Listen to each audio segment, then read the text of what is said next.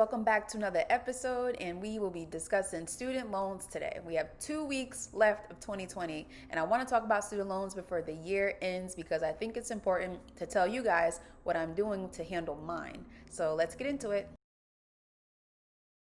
So before we get into the numbers and all of the good stuff, let's just discuss real quickly the difference between the private student loan and the federal student loan.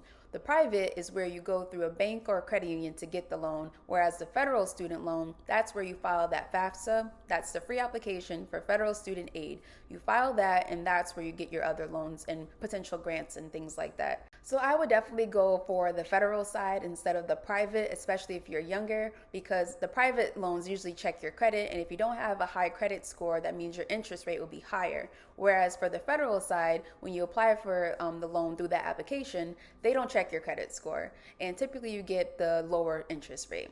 And I think it's really important to point out the difference between the private and the federal, because with all of the discussion in the political world in regards to forgiving certain loans, some things apply towards the federal that doesn't apply to the private and vice versa. So it's definitely really good to understand which type of loan you have.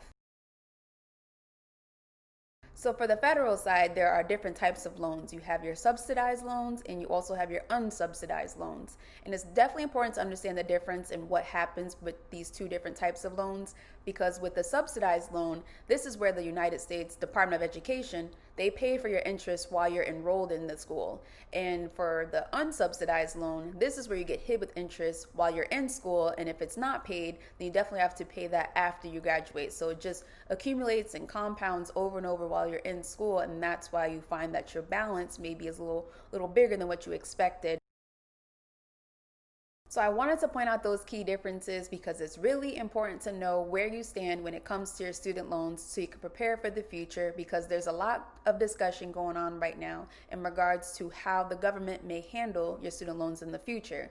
As you guys all know, right now all the payments have been stopped and there's 0% interest on the student loans, the federal student loans. So I think it began in April. So April to December. So for instance, let's say your monthly payment was $300. So from April to December, that's 9 months. So you have 9 months of that $300 payment. So that's $2,700 going directly to your principal. It will cut down the time of your loan because you're paying all of it towards the principal, which definitely cuts down your balance. So it's really beneficial right now to take advantage of.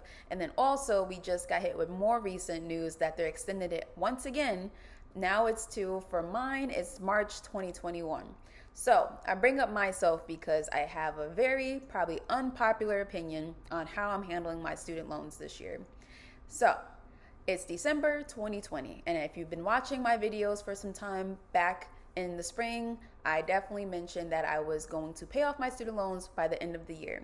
So here we are in December, we're at the end of the year, and I am not going to pay off my student loan balance. And before you close this video and start judging, hear me out.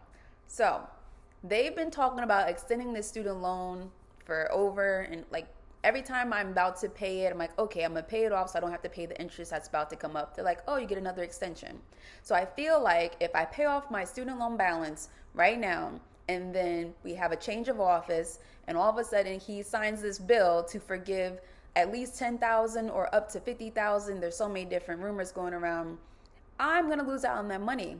Like, I'd rather just keep that money in my pocket and have the government forgive my rest of my balance instead of me paying for it. So yes, this is probably an unpopular way to think about it, but mathematically it makes sense to me.